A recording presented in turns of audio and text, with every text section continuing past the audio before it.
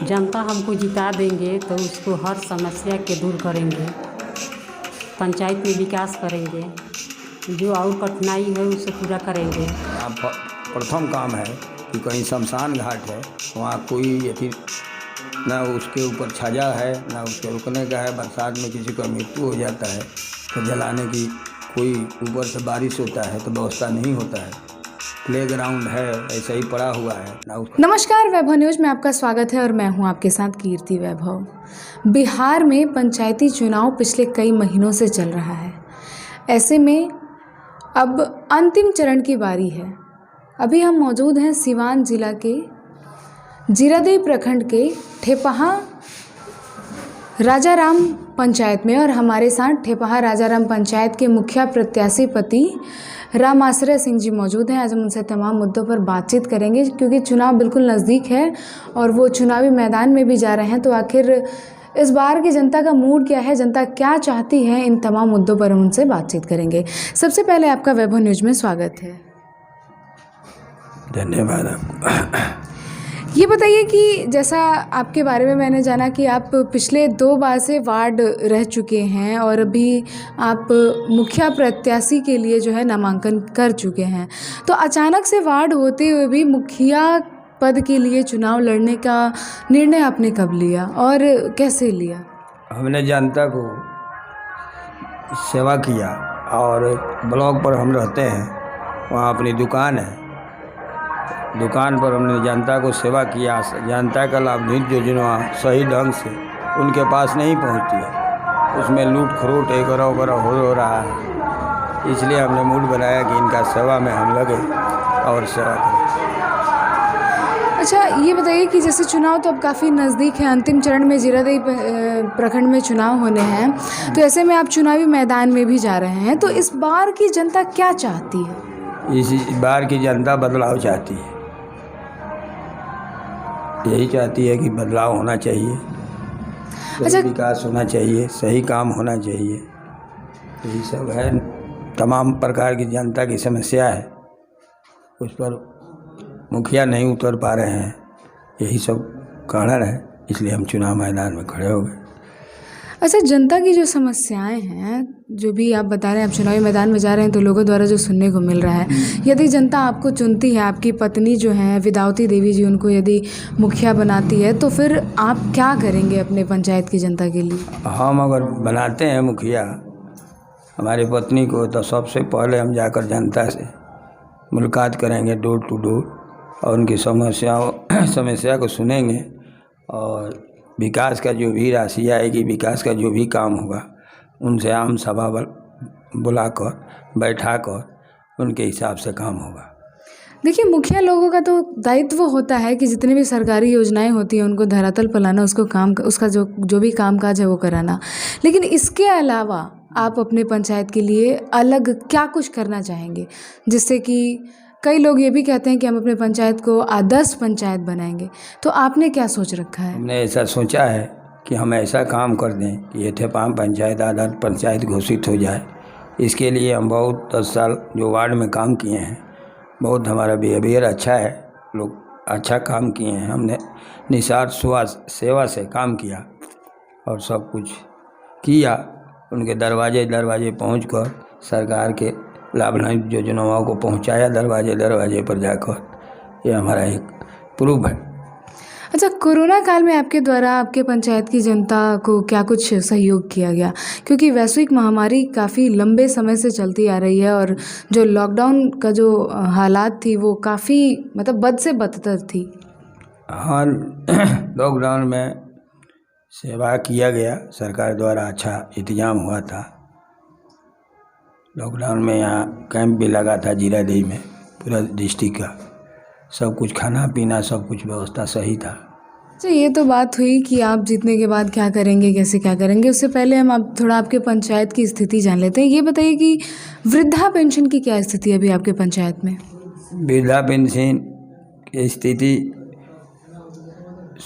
100% में 50% सही है। बहुत आदमियों को हम भी कराए हैं, यहाँ कराते हैं। ब्लॉक पर हम रहते हैं, ब्लॉक पर एक अपना जेरॉक्स का दुकान है, सबको हम कराते हैं, हम ही खुद कराते हैं, लिया कर सबको पकड़ कर सब काम करते हैं। नल जल? हाँ, नल जल योजनाओं की तो समस्या बहुत ख़राब है। कहीं टूटा है पाइप है, कहीं छेद हो रहा है, गिर रहा है, कोई देखभाल करने वाला प्रतिनिधि नहीं है। इंदिरा आवास? इंदिरा आवास तो यहाँ मिला ही नहीं किसी को। 5 साल के रीजन में किसी को इंदिरा आवास हम नहीं देख रहे हैं। परसेंटेज इंदिरा आवास है नहीं यहाँ। आपके कार्यकाल में क्या होगा यदि जनता आपको चुनती है, तो क्या स्थितियाँ ऐसी ही रहेंगी या फिर इनके हालातों में सुधार होगा? हम स्थिति को बदलेंगे। सरकार के लाभान्वित योजनाओं को हम बराबर ब्लॉक पर तैनात रहेंगे और लेकर उनको देंगे और कराएंगे काम। अच्छा, ये बताइए कि जितने भी काम हैं, ये सारे इंदिरा आवास, वृद्धा पेंशन, विधवा पेंशन, जितने भी काम हैं, इन सब कामों को कराने के लिए जो जनता है आपके पंचायत की, उसको आपके पास आना होगा या फिर आप खुद जाएंगे उनके नहीं, पास? हम खुद दूर से दूर, हम 10 साल वार्ड में थे तो दूर से दूर गए थे, लिया कर कराए, सब करा कर उनको दिए हैं। हम खुद जाएंगे, उनकी समस्या को जाकर उनके दरवाजे पर करेंगे। जनता को हम क्यों बुलाएंगे, हम जनता के पास जाएंगे। चुनाव काफ़ी नज़दीक है और ऐसे में आपकी चुनावी रैलियां भी हो रही हैं, मतलब आप घर घर जाकर के वोट मांग रहे हैं। ऐसे में आपके गांव के, आपके पंचायत की जनता का सपोर्ट कैसा है आपके तरफ? हमारे तरफ जनता का सपोर्ट 100% है, क्योंकि हमने जनता को काम मुखिया से भी ज़्यादा वर्चस्व से हमने किया है, सबको काम करके दिखाया है। लोग जाते हैं घर में, कहते हैं अरे आप ही हैं ब्लॉकवा पर रहते हैं, आप तो ऐसे ही काम करते हैं, आपको हम देंगे वोट, आपको जिताएंगे। आप वहाँ 24 घंटा उपलब्ध रहते हैं। मुखिया को हमको खोजना नहीं पड़ेगा, मुखिया को ढूंढना नहीं पड़ेगा। तो हम मुखिया के यहाँ जाते हैं तो बोलते हैं सिवान गए हैं, तो मैरवा गए हैं, तो खेत में गए हैं।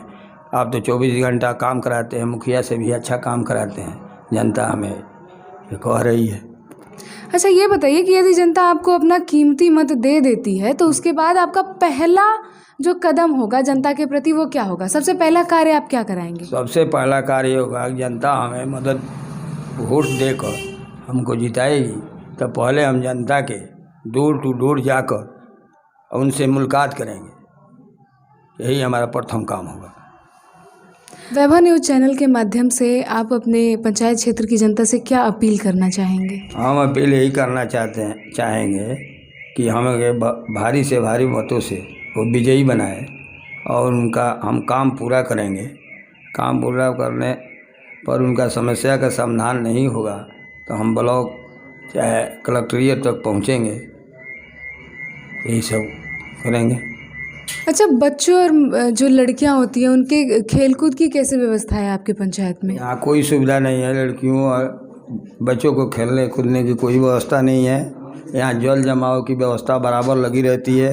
यहाँ बहुत किसानों को क्षति पहुँच रहा है।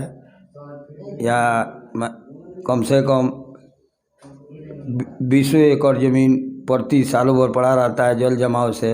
एक खाड़ है उसको बंद कर दिया है, लोग जनप्रतिनिधि नहीं देखभाल कर रहे हैं। क्या आप जीतेंगे तो इसका निवारण करेंगे? हमारा फर्स्ट समस्या ये रहेगा कि जल जमाव का निवारण करेंगे और बच्चों को खेलने कूदने के लिए सरकार से धरना प्रदर्शन करके समस्या को समाधान कराएंगे। यहाँ प्रथम काम है कि कहीं शमशान घाट है, वहाँ कोई यदि ना उसके ऊपर छाजा है ना उसके रुकने का है। बरसात में किसी का मृत्यु हो जाता है तो जलाने की कोई ऊपर से बारिश होता है तो व्यवस्था नहीं होता है।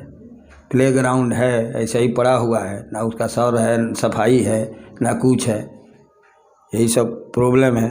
हमें जीतने के बाद इसकी पहले प्राथमिकता रहेगी कि हम इसका काम करेंगे। बच्चों और बूढ़ों को टहलने खेलने के लिए पार्क का सुविधा दिलवाएंगे। यहाँ ज़मीन उपलब्ध है हमारे ठेपा पंचायत में, लेकिन उसका प्रतिनिधि कोई देख रेख करने वाला नहीं है। हम जीतने के बाद इस समस्या का समाधान करेंगे। तो ये थे मुखिया प्रत्याशी पति रामाश्रय सिंह जी, जिनसे हमने बातचीत की। ठेपहा पंचायत के मुखिया प्रत्याशी पति हैं जो पहली बार मुखिया के चुनावी मैदान में उतरे हुए हैं। अब देखना ये होगा कि चुनाव बिल्कुल नज़दीक है, कुछ ही दिनों में चुनाव होना है, तो आने वाले समय में जब मतदान होती है उसमें कितने भारी से भारी संख्या में लोग जो हैं वो अपना मतदान करते हैं। और सबसे अहम चीज़ की देखना ये होगा कि मतगणना के दिन क्या निर्णय निकल के सामने आता है, ये तो आने वाला वक्त ही बताएगा। हमारे साथ मुखिया प्रत्याशी विद्यावती देवी जी मौजूद हैं, तो चलिए आइए हम उनसे बातचीत करते हैं। हम जनता हमको जिता देंगे तो उसको हर समस्या के दूर करेंगे, पंचायत में विकास करेंगे, जो और कठिनाई है उसे पूरा करेंगे। अब घर घर घूमेंगे, देखेंगे उनके जितना कठिनाई होंगे, घूम घूम कर देखेंगे कि क्या दिक्कत है पंचायत में, उस काम को हम पूरा करेंगे। हमारा प्रार्थना है कि जनता हमको जिता दे, उसको हर आवश्यकता को पूरा करेंगे, जो कमी है उसको पूरा हम करेंगे। देखेंगे जे क्या कमी है, कहाँ कहाँ पंचायत में कौन सा गांव में कौन सा कमी है, उसको हम पूरा करेंगे। तो ये थी मुखिया प्रत्याशी विद्यावती देवी जी, जिनसे हमने बातचीत की। हमने ये भी जाना कि यदि जनता इन्हें चुन लेती है तो आगे ये क्या करेंगे। अब देखना ये होगा कि 12 तारीख को जब चुनाव होता है और 14 तारीख को जब रिज़ल्ट निकलता है तो उसमें क्या परिणाम सामने आता है।